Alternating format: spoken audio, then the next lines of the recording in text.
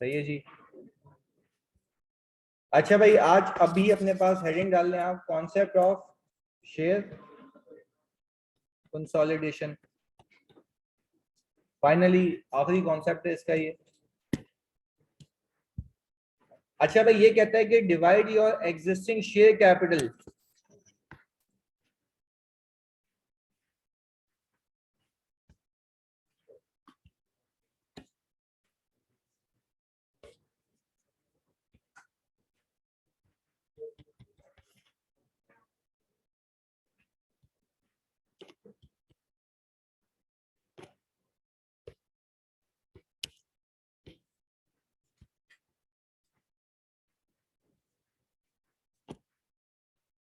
अच्छा भाई, ये उसका ऑपोजिट है टेक्निकली, यानी ये जो खाली पेजेस हैं आपके, एक्स्ट्रा पेजेस हैं आखिर में, उसमें आप ये कर लीजिएगा।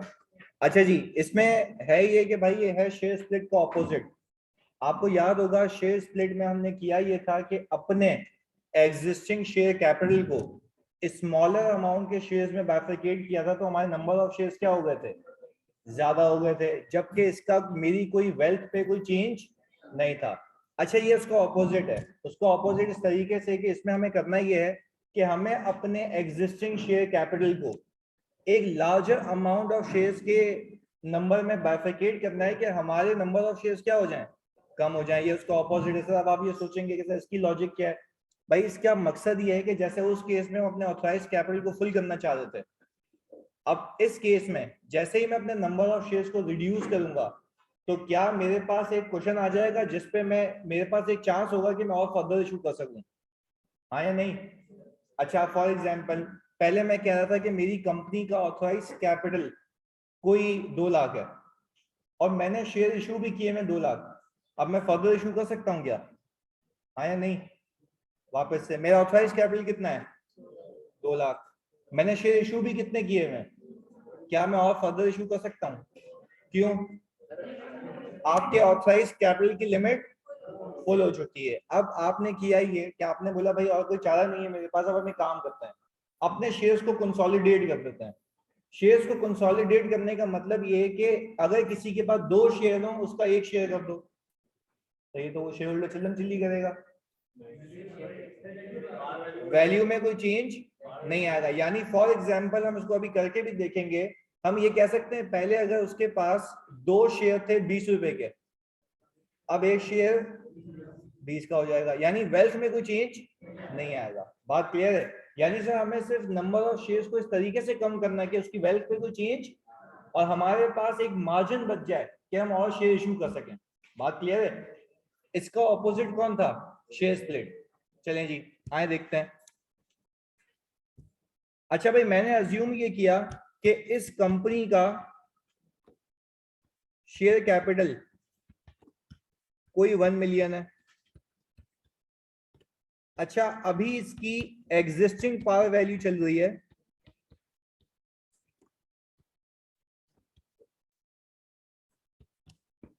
नंबर ऑफ शेयर्स कितने हो गए,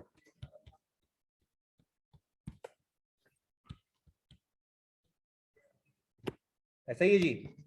अच्छा, मैंने कहा यहां पे भी रख के देखते हैं भाई, हमारी मार्केट प्राइस 25 है, तो मार्केट प्राइस तो हमने जो काम किया है, जो मेहनत की है, जो गुडविल बनाई है, उसकी है ना। अगर मैं आज अपनी कंपनी के शेयर इशू करूं, तो मुझे पैसे जो मिलेंगे 25 के हिसाब से मिलेंगे, 10 रुपए के हिसाब से कहां फेंक दूंगा कैपिटल में, बाकी कहां चला जाएगा प्रीमियम में, क्योंकि रिटर्न सबको 10 के हिसाब से मिलेगा। चलें जी, अब हमने किया ये कि सर हमने अपने इसी एग्जिस्टिंग शेयर कैपिटल को रिड्यूस कर देना है। कैसे जी, हमने कहा अमाउंट विल रिमेन सेम।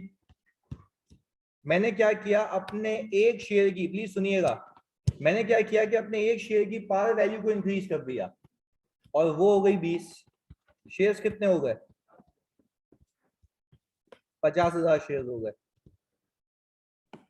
सही तो नुकसान हो गया कि पहले 1 लाख शेयर्स थे, अब 50,000 हो गए। पहले 1 लाख शेयर 10 के हिसाब से थे, अब 50,000 शेयर्स 20 के हिसाब से हैं। क्या हम कह सकते हैं कि पहले जो बंदा, यानी यूं लिखते हैं यहाँ पे ताकि समझ आए,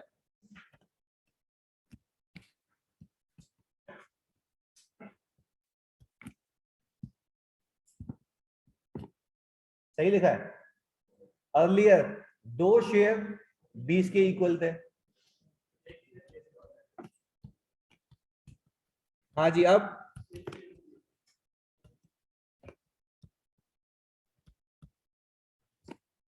अच्छा सर, ऐसे तो मेरे ख्याल से शेयर होल्डर चिल्लम चिल्ली करेगा। पहले आप उसको रिटर्न 10 के हिसाब से दे देते, अब रिटर्न 20 के हिसाब से देना पड़ेगा। क्यों?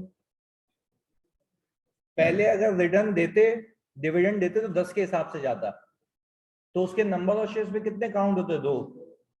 अब मैं कह रहा हूं अब रिटर्न 20 के हिसाब से जाएगा, पर अब शेयर काउंट होगा 1। हमने टेक्निकली सिंपल एक काम ये किया है, अपने नंबर ऑफ शेयर्स को इस तरीके से रिड्यूस किया है कि किसी की वेल्थ में कोई चेंज नहीं आया।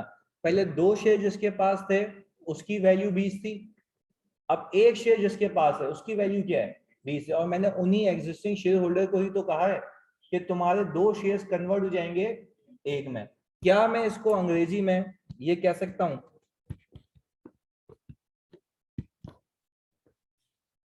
1 for 2? तो सर स्प्लिट में क्या था? 2 for 1। वहां पे हमें शेयर्स ज्यादा करने होते हैं, यहाँ पे शेयर्स कम करने हैं। दोनों का डिफरेंस क्लियर है? पक्की बात है। चलें जी, इसको यहां तक कॉपी करें, फिर आगे लेके चलते हैं।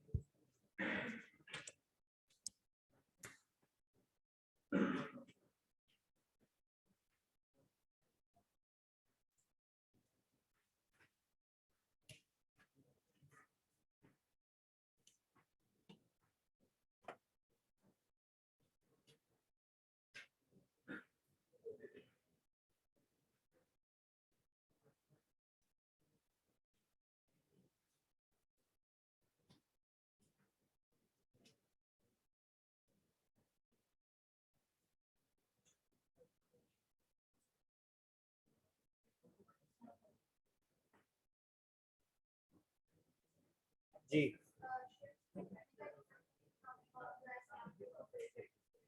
अब ये है इसका कि ऑथराइज कैपिटल पूरा हो चुका है, अब उसको कम करना है।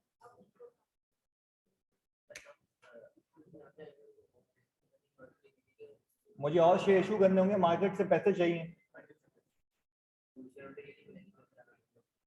शेयर होल्डर क्यों बोलेंगे? शेयर होल्डर की पहले भी होल्डिंग सेम थी, अभी भी होल्डिंग सेम है। उस वक्त मकसद कुछ और थे, अब मकसद कुछ और है। जैसी आपकी इंटेंशन होगी वैसे आपके एक्शंस होंगे, वैसी उसकी अकाउंटिंग होगी। हाँ भाई, स्क्रॉल डाउन करूं?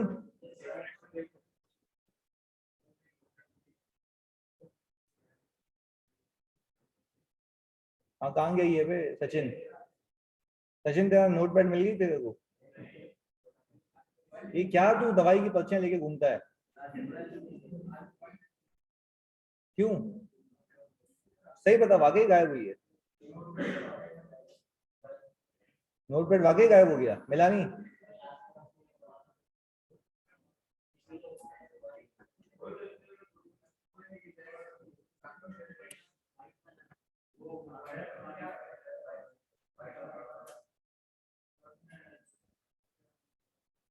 सारा काम उसमें था, FAR का। तो वर्कबुक हमने क्यों बनाई है? ये दवाई के पर्चे बना रहा है बैठ के।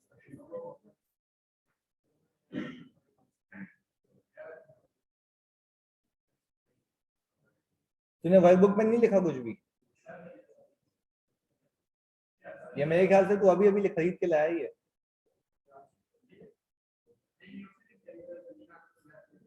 हाँ, लिखा नहीं इसमें कुछ तूने? और क्या है इसमें, क्या मतलब? कायदा आजम के 14 नुकात लिखेगा कि बंगी? लिखा हुआ है ना? तो फिर क्यों रोना धोना कर रहा था? चलो,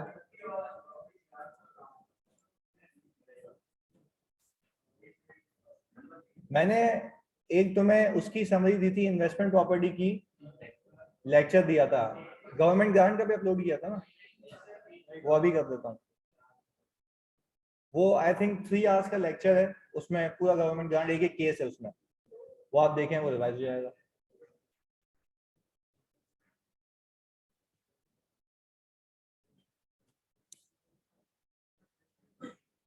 उसमें गलत होगा वकास, कैश फ्लो की भी दे देता हूँ। ये मैंने बोला था, ये मेरी गलती है, सॉरी, मैं बिजी था, मैं आप कर देता हूँ।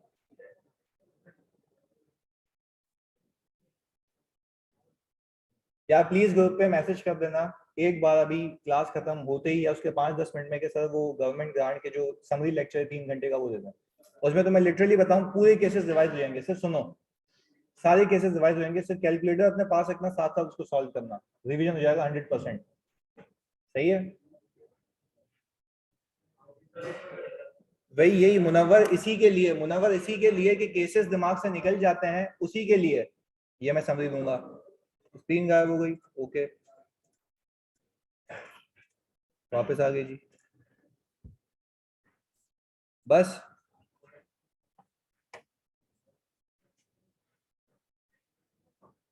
यार ईपीएस के सोल्यूशन मांग रहे हो तुम लोग, सब तो करा दिए मैंने सवाल। एक आध बाकी होगा, उसका बता दो ना। बाकी तो मैंने सारे सोल्यूशन क्लास में कराए यार, कोई भी नहीं बचा होगा सिवाय वो करके बताओ लिमिटेड के अलावा। और वो 3 मुझे लिख के दे दो, मैं सोल्यूशन दे देता हूँ।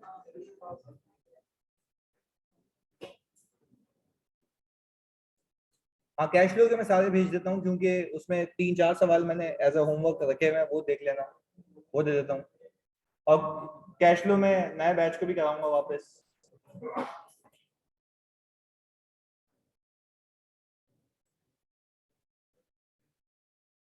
भाई करें इसको सॉल्व। अच्छा भाई, अब प्लीज सुनिएगा इधर। सर करेक्शन ऑफ एरर और ईपीएस मिलाकर बिल्कुल आ सकता है। सर पोर्टल मैनेजमेंट को काइंडली दो एक्टिव मैसेज पर मैं देख लेता हूँ जानी।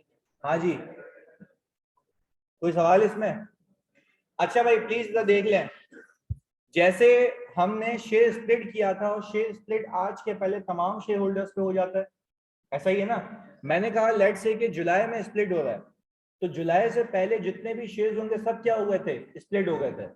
शेयर कंसोलिडेशन में भी यही है कि आज के पहले तमाम शेयर्स क्या हो जाएंगे, कंसोलिडेट हो जाएंगे। इसका फैक्टर निकालने का तरीका ये है 1 डिवाइड बाय, तो ये आ गया 0.5। प्लीज सुनिएगा, इसकी एक इलस्ट्रेशन बना रहा हूं फिर हम सवाल करेंगे। हमने कहा ओपनिंग शेयर्स आपके हैं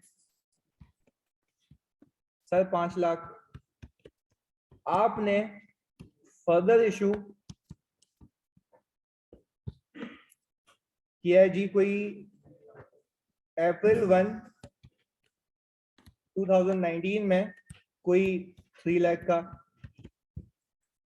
और आपने शेयर कंसोलिडेशन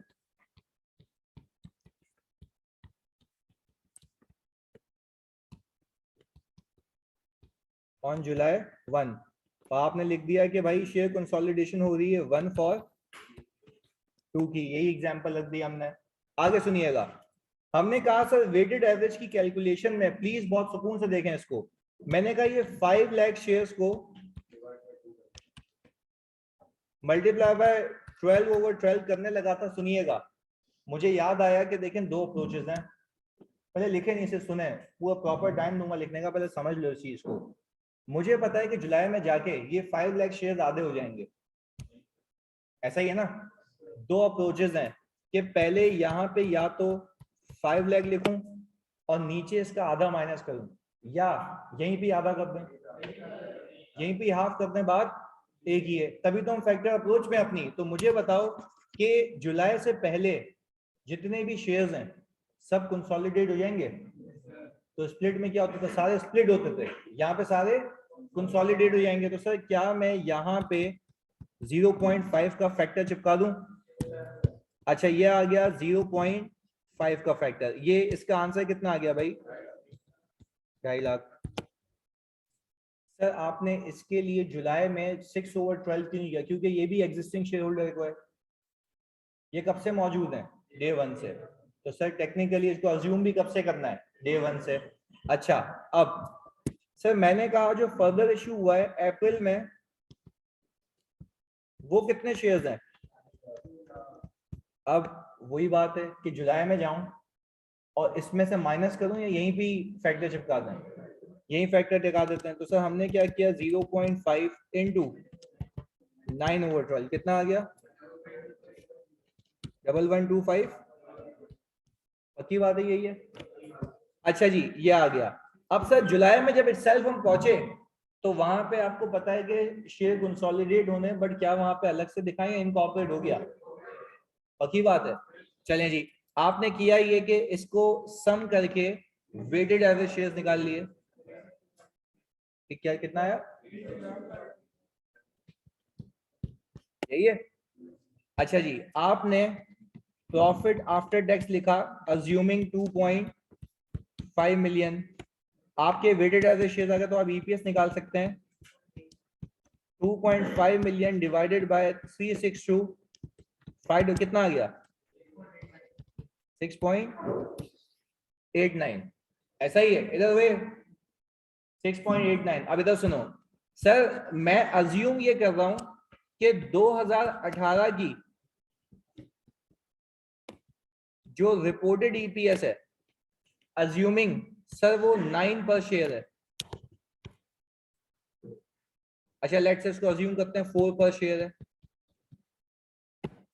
लास्ट ईयर की रिपोर्टेड ईपीएस है 4 पर शेयर। अब इधर समझिएगा इस बात को, बहुत अहम चीज है ये। इधर क्या मैं ये कह सकता हूं जब बोनस होता है तो बोनस से फ्री शेयर्स होते हैं, जिससे डिनोमिनेटर इंक्रीज हो जाता है, जिससे डिनोमिनेटर इंक्रीज हो जाता है। फिर मैंने आपको ये बताया, प्लीज ये बहुत सुकून से समझना है इस बात को, क्योंकि इसकी वजह से भी रीस्टेटमेंट है।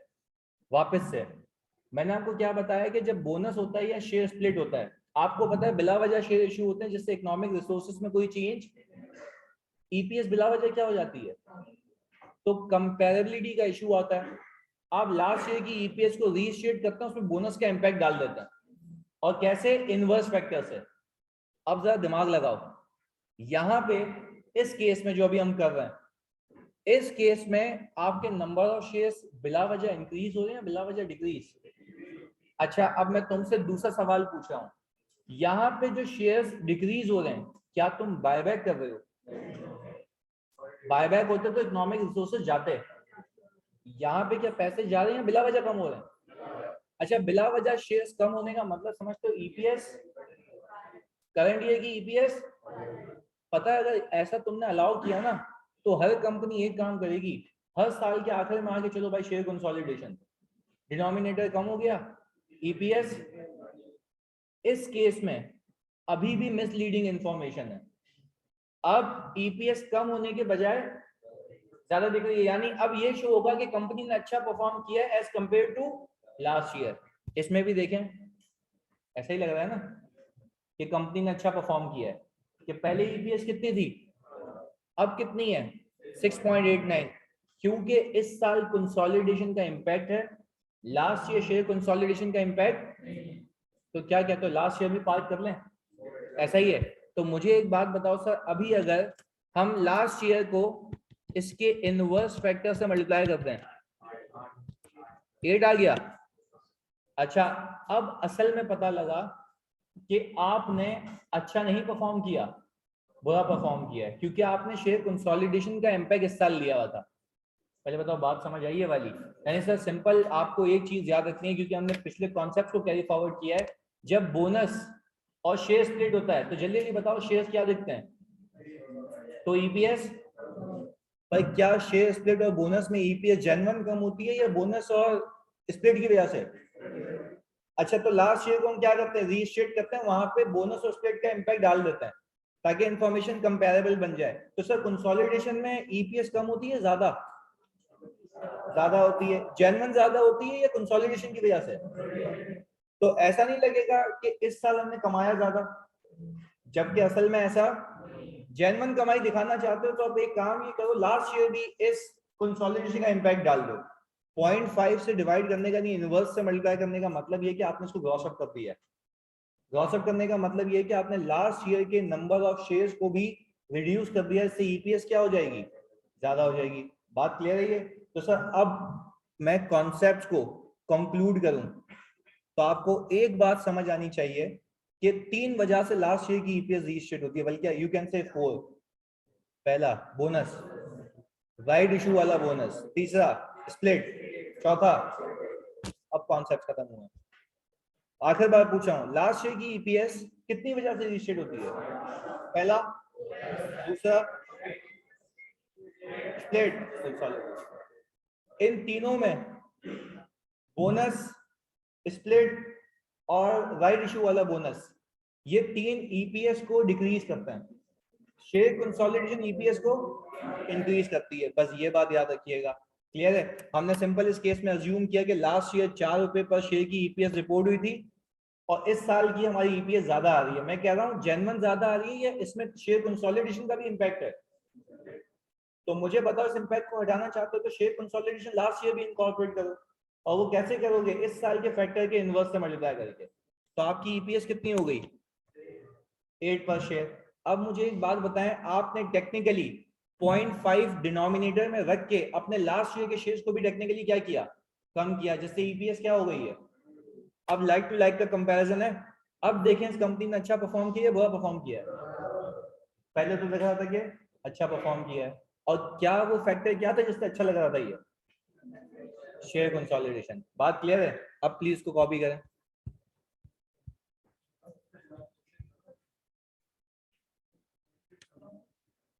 हाँ जी, अब भी चल सकता है मेरे साथ घूमने।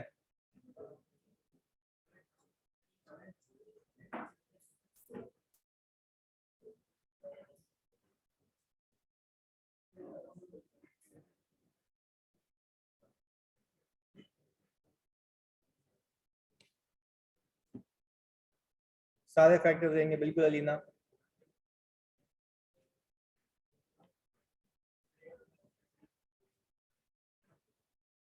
क्या हुआ? संडे का दिन है? अबे एक तो मुंह से सुपारी फेंक के बात किया कर, बोलता है समझता खुद है। तू करीब बैठा कर ना, मेरे यहाँ पे सामने बैठा कर, या यहाँ मेरे बराबर में बैठा कर। तेरे को मैं साइकिल गिफ्ट करूंगा बगैर सीट की। तेरे को बैठ के चलानी भी नहीं है, एक्सरसाइज रहेगी तेरी।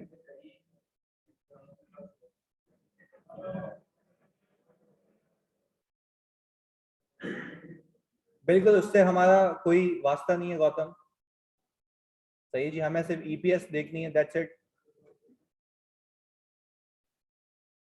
बेटा मुनव्वर, मैं वापस बता देता हूँ, शेयर कंसोलिडेशन अभी समझाया मैंने, इसलिए कर रहे हैं क्योंकि ऑथराइज कैपिटल फुल हो चुका है, उसको कम करना है।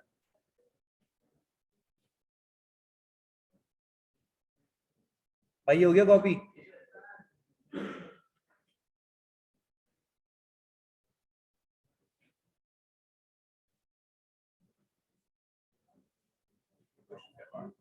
अभी क्वेश्चन दे रहा हूँ ना एक।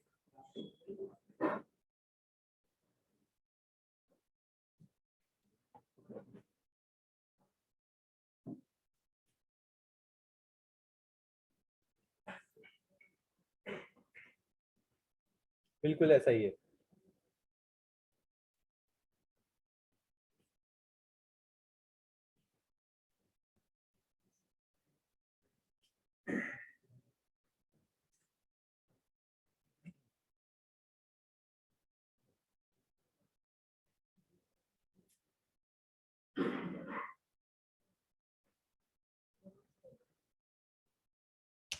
हाँ जी, डन हो गया कॉपी।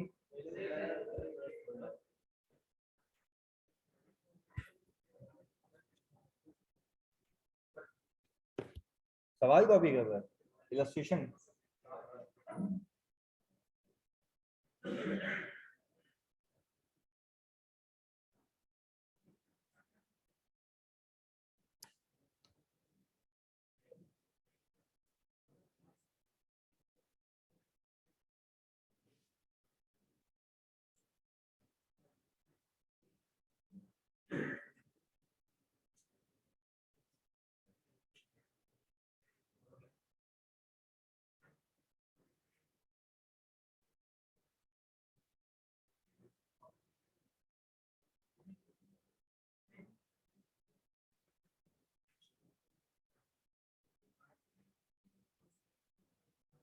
हाँ भाई, डन हो गया ये।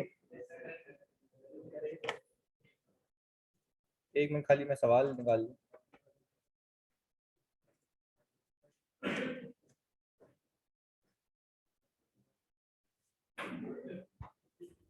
तो बेटा आप डेज के हिसाब से लेंगे हसीब।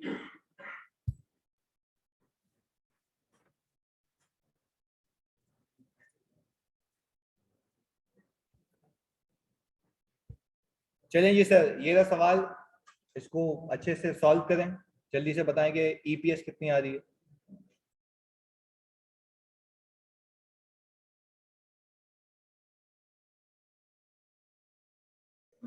हाँ जी भाई, डन है।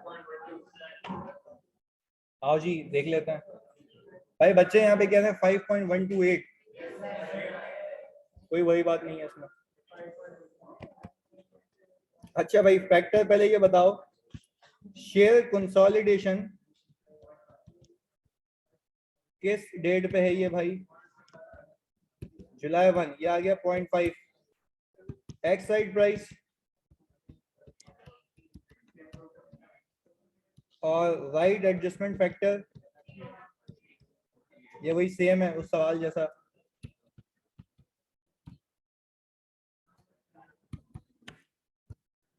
यही जी, इधर भाई ओपनिंग शेयर्स हैं आपके पास,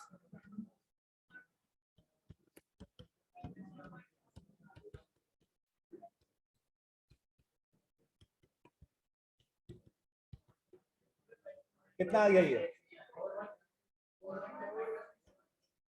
4-1,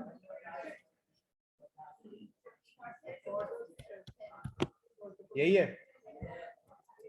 अच्छा भाई इसके बाद आपके पास एक है फर्दर इशू, और सर ये अप्रैल में है 1/20 का। अच्छा ये भी हाफ हो जाएंगे, और हाफ होने के बाद इन पे राइट मिलेगा, तो राइट का बोनस भी यहीं इनकॉर्पोरेट कर लेते हैं।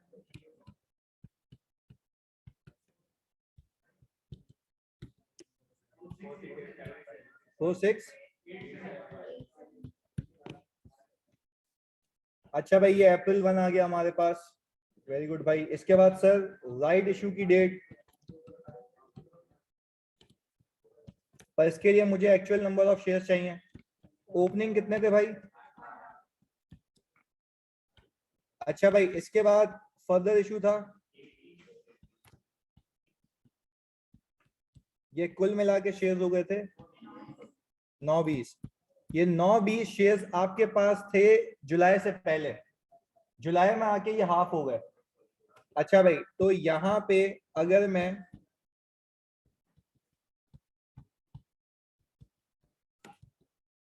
मैं कंसोलिडेशन का इंपैक्ट लूं तो ये आ गया, तो बचे कितने?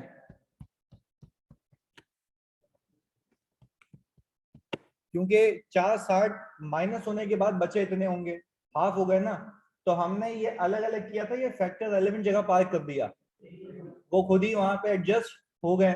अच्छा भाई जैसे ही हम यहाँ पे, हमें पता कि भाई राइट इशू देने से पहले हमारे पास कोई 460 शेयर्स हैं, इस पे मैंने राइट कितने परसेंट दिया है? ये आ गया राइट शेयर्स। तो सर राइट शेयर्स का बोनस ऑलरेडी पार्क हो चुका है, तो सर राइट शेयर्स का बोनस आपने 8 लाख पे दिए, तो आधे पे जा रहा है, वो 0.5 भी लगा दिया, वो ऑटोमेटिकली कंसोलिडेट हो गया वहां पे।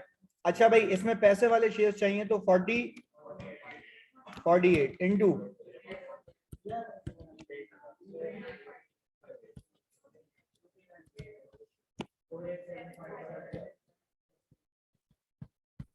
यही भाई सर, अगर पहले परसेंटेज लगा दें, पहले परसेंटेज लगा दें मतलब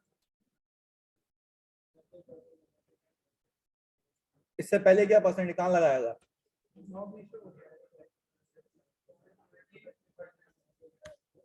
जी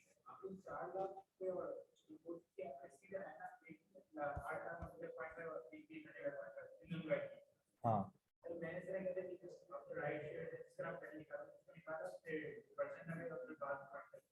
देखो मैंने सिंपल एक बात सिखाई है ना, देखो हमारी ईपीएस की अप्रोच किस तरीके से सुनना। मैंने कहा राइट मिलता है आज के पहले तमाम शेयर होल्डर्स को, एक एक करके देखा, आज के पहले तमाम शेयर होल्डर्स ओपनिंग थे, फर्दर इशू थे। अगर बीच में शेयर कंसोलिडेशन नहीं होती तो राइट कितने शेयर्स पे जाता? मुझे फिर ये पता लगा बाद में कि ये जो 9-20 शेयर्स हैं वो आपके हाफ हो गए, तो हाफ होने के बाद कितने बच गए? अब राइट के लिए इंटाइटल्ड 460 है, बात क्लियर है। पर हमने ईपीएस के शॉर्टकट क्या बनाया हुआ है? आपको पता है कि भाई ये जो 8 लाख है इसके ऊपर राइट का बोनस नहीं मिलेगा, इसके हाफ पे मिलेगा, तो आपने देखे वहीं कंसोलिडेट करके बोनस दे दिया। जो नीचे फर्दर इशू है उस पे 1/20 पे बोनस नहीं मिलेगा, कंसोलिडेट होके बोनस मिलेगा, तो हमने इसलिए सेपरेट वर्किंग की है उसकी। क्लियर है? चलिए भाई अलीशान, अभी मैंने ये रिपीट कर दिया, क्लियर है जी? ओके। अब सर ईपीएस के लिए अर्निंग्स कितनी है? 2.5 मिलियन। ये आ गया 487 5.12। कितने लोग ही ये ईपीएस थी? ये अच्छी बात है।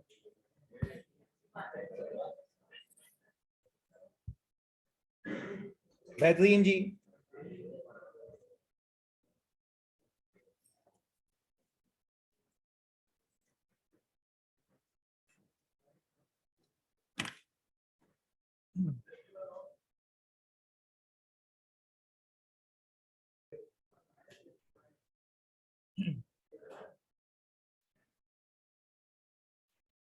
जी बिल्कुल मुनव्वर। आखिरी क्वेश्चन जल्दी से करके बता दें।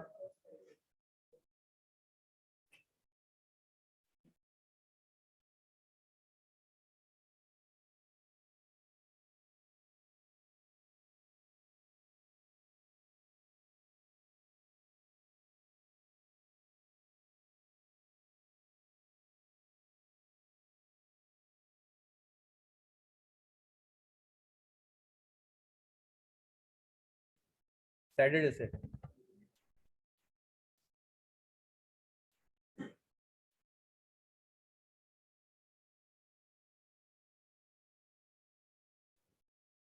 बिल्कुल वो भी दे दूंगा।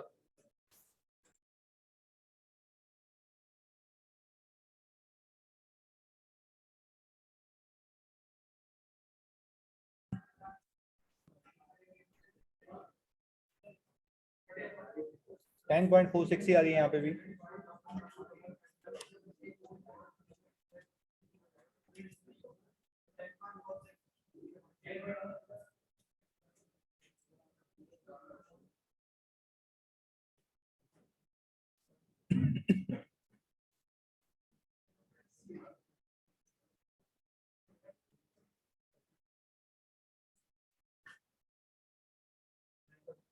बिल्कुल जी बेहतरीन है, सही है।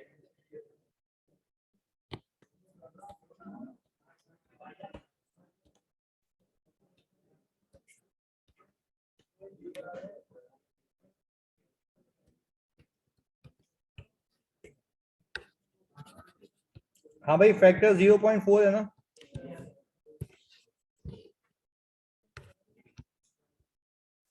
और हमारा डायरेक्ट राइट एडजस्टमेंट फैक्टर बता दो।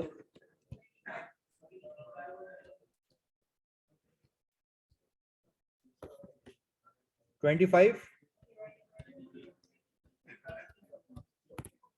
यही है जी। अच्छा भाई आपने ओपनिंग शेयर्स पिक की है और ओपनिंग शेयर्स आपके पास हैं। आपको पता है ये 40% जाएंगे और ये 40% होने के बाद इन पे राइट वाला बोनस दे देंगे।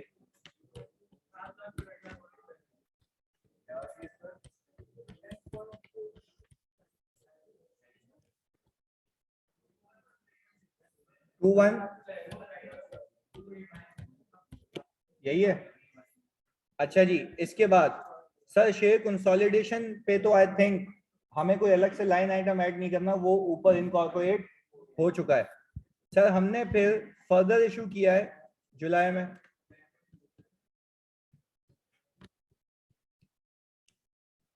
और सर ये कितने शेयर्स हैं? अच्छा इसको मुझे बताएं, हाफ करें? क्यों? इससे पहले कंसोलिडेट। और सर इस पे राइट का बोनस तो देंगे ना अक्टूबर। ये रहा। अच्छा भाई कितना आ गया ये? 107,158। सर अब राइट इशू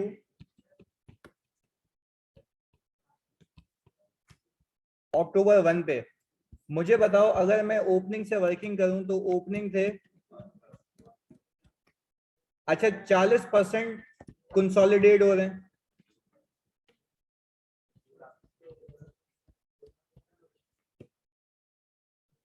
अच्छा तो मुझे एक बात बताओ, मुझे ये पता है कि 2:5 का रेशियो है, सही है जी। यानी सर जिसके पास 5 होंगे वो शेयर्स कितने हो जाएंगे? 2 हो जाएंगे। अच्छा जी अब मुझे एक बात बताएं, इसका 40% कितना आ रहा है?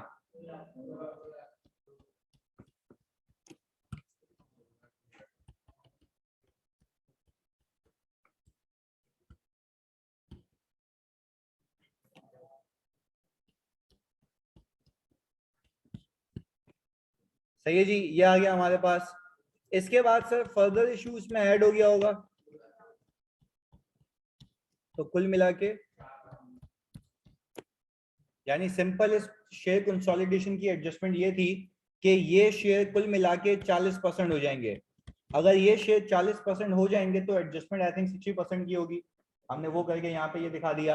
अब सर हमारे पास 4 लाख वो शेयर आ गए जिसपे राइट मिलेगा,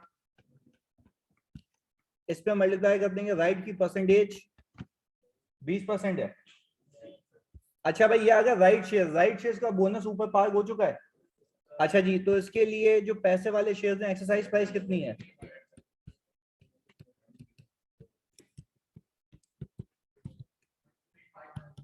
128 सर, वेटेड एवरेज 33। अच्छा भाई आ गया 334,333। ईपीएस के लिए आपकी अर्निंग्स कितनी है? ये आ गया 3.5 मिलियन और ये आ गया 334।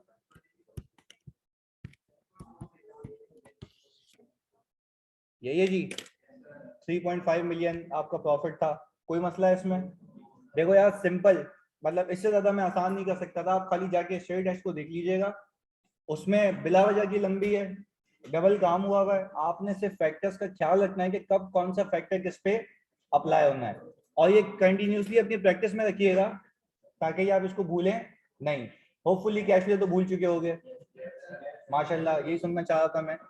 इधर चलें जी, अगली क्लास में आइए 16 में मिलते हैं। आइए 16 के लिए सिर्फ तुम्हें एक चीज कहूंगा, बहुत ही इंपॉर्टेंट है, सही है जी, एक ईपीएस और एक आईएस 16, क्योंकि उसकी लिंकेज बाकी स्टैंडर्ड के साथ मिक्स है। अलग से या तो कोई जर्नल खरीदें जिसमें मैं एडिशनल प्रैक्टिस कराऊं। शुरू में मैं सबको ऐसे समझूंगा कि किसी को आईएस 16 नहीं आता। हम डेप्रिसिएशन बेसिक से सीखेंगे, हम ओवरऑल्स को आगे तक लेके जाएंगे, फिर वर्कबुक पे आएंगे, सही है जी। तो you need to maintain a separate book. भाई इसकी नोटबुक दे दो यार, कोई किसी ने अगर गलती से उठा ली है। पीपी आईएस 16 अभी कर रहा हूँ,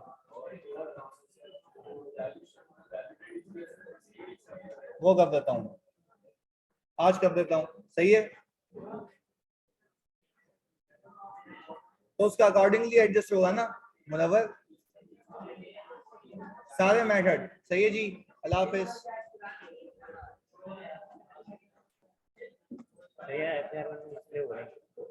कौन से?